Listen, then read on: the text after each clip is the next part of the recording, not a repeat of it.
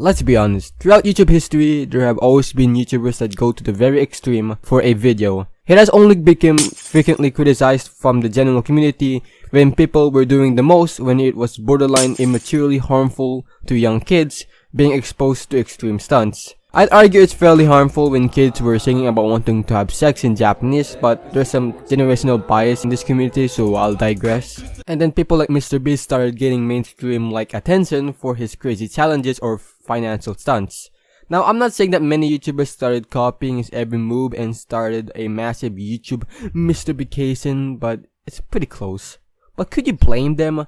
mrbeast's highly AI resolution thumbnails worked for some of the time, and he was gaining over millions upon millions of views every upload, so it was a no-brainer that anyone would want to copy his success. But there is still a handful of them where the extreme stunts might have gotten a little too extreme. So I made this scale, the mrbeast scale. It goes from relatable but distinct, basically copying him, and full-on arrogance. While collaborating with mrbeast and have drawn similarities, Ryan Trahan is nowhere near comparable to mrbeast. With mrbeast's fast-paced editing and his video stories revolving around his contestants, Ryan prefers to take his content more personally and about his journeys and capabilities.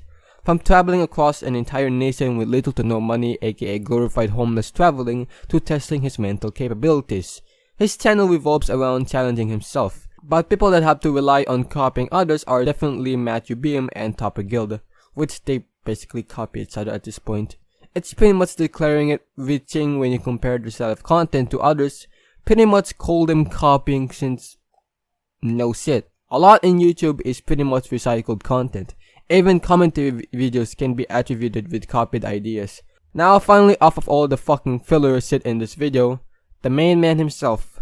Yeah, I made this entire bar graph, all the synopsis long YouTube analysis, just for 3 minutes of extra content. In the beginning of his channel, he tried out many styles of content that was popular by this time period, but one type of content made him unique.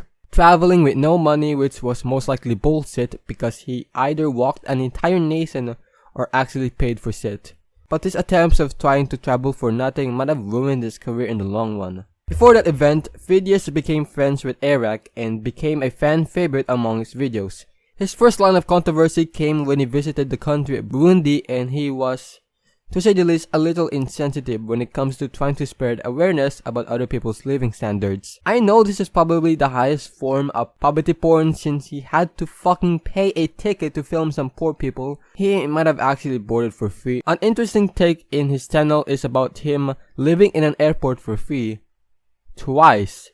Same thumbnail, by the way. Interestingly, begging people for shit and airport food are free and legal. But yeah, you all know what we came here for. The Japan video. God, what's with the fucking scale of YouTubers going to Japan is either people enjoying it or literally committing crimes. This video has been deleted and only re-uploads exist of it. And I thought that the entire video was just Fidias boarding shit and just leaving without paying and get caught after the video. But the dude got caught in the first fucking clip. Fair warning, Japan is probably a weird country compared to wherever you are right now, and Japan is one of the few countries where fare evasion is taken seriously and probably the only place where the police is trusted upon. In the video it shows him also lying about being in poor health and just scrambling away from the police. I also just can't help but shake the feeling that they're abusing other people's generosity for their own benefit. Like, yeah, being nice and giving shit to people is cool, but have they gotten the benefits of 1 million views?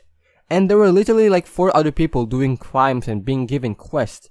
With this much planning, there is no way that none of them did one Google search if not paying for transportation was illegal in Japan. And him turning around acting the morally high one and talking about how being the nicest and caring would give you the best in life and how to spread love when all he has done is spread how getting anything you want only takes public pressuring, that's not good. There's also a 30-minute length documentary style video by Donna about Fidias and the other mrbeast clones. It's a really good watch and I recommend, to watch this video. And honestly, this is the type of videos that I'd like to make. Would I copy her content? If I buy a shotgun mic and a green screen, it's possible. Gotta copy something to its faithful form, bruh.